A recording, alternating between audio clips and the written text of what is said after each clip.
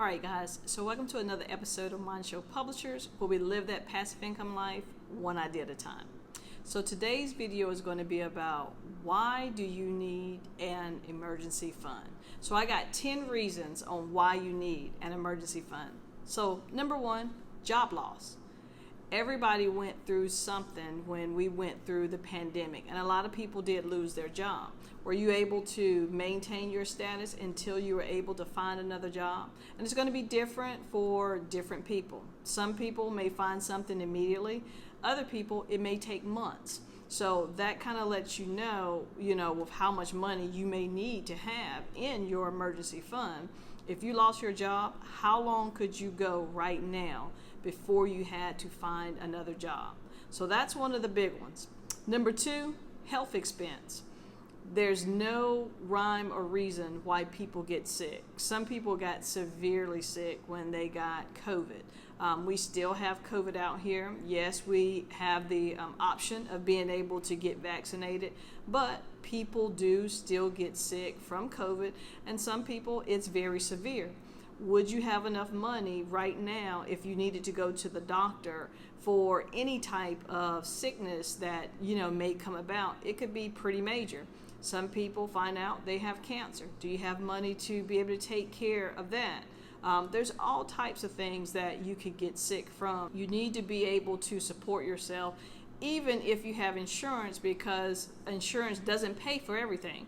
It may pay for 80%, but then you have to come out of pocket for the rest of it. So that's the number two reason.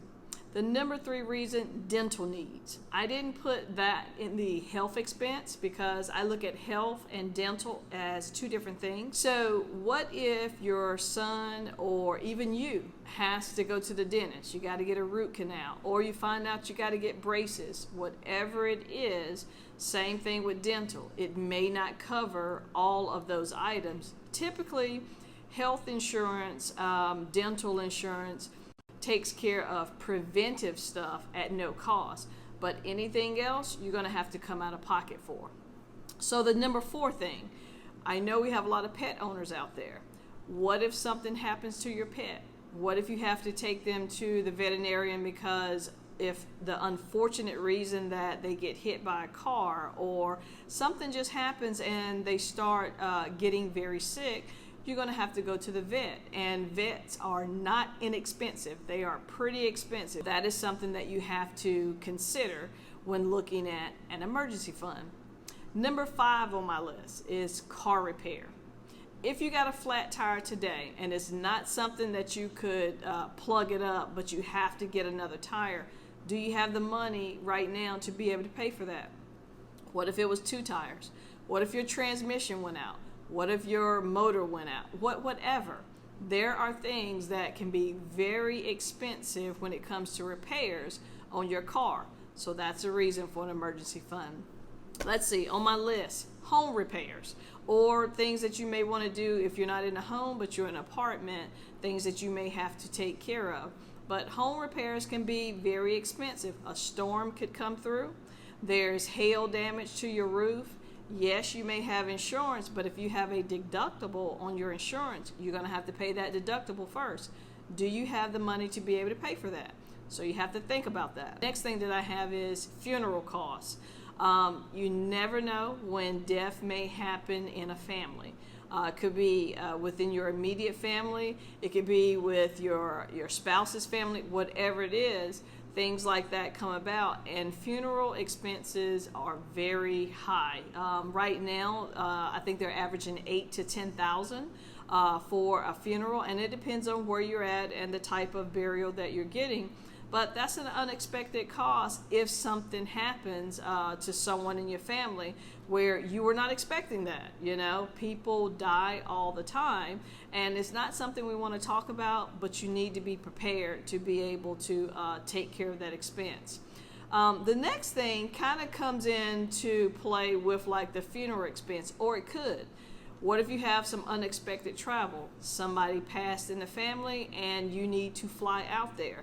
Right now, airline tickets are some of the most expensive tickets of all time. Right now, we're still coming out of the pandemic, and having to fund a ticket could be pretty costly. And depending on where you're flying out of, like in Charlotte is one of the most expensive airports around. Right now, we looked up a round trip to go to Aruba, and it was close to $1,000 round trip.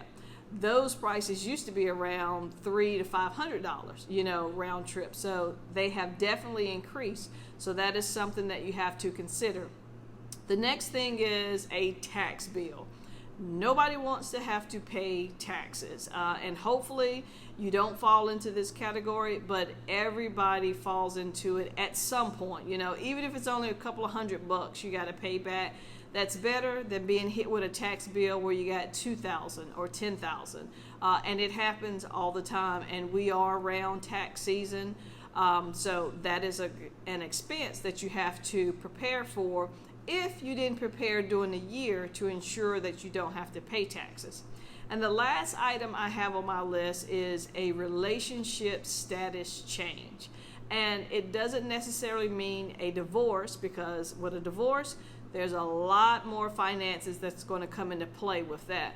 What I'm talking about is, what if you're in a relationship with someone, you guys live together, maybe you share a house that you're renting or an apartment, but you're splitting bills. But if that relationship goes south, each of you are now going to have to take care of those own expenses yourself. Someone's going to have to move out. They're going to have to find their own apartment or house. If you share a car, there's all types of expenses that can come around with that. So you want to be prepared for all of these. So again, I'll just list the 10. Number 1, job loss. Number 2, health expense. Number 3, dental expense. Number 4, pet care. Number 5, car repair. 6, home repairs. 7, funeral costs. 8, unexpected travel. 9, a tax bill. And 10, a relationship status change. So all of those things are reasons why you need to have an emergency fund, because at some point in your life, one of these are going to hit you. Will you be prepared? Will you have enough money to be able to take care of it? Hopefully this video would jog your memory to make you think about ways that you can start saving to put money into an emergency fund. And if you look at one of my other videos, I tell you that when you do establish an emergency fund, make sure you put it in a high yield savings account.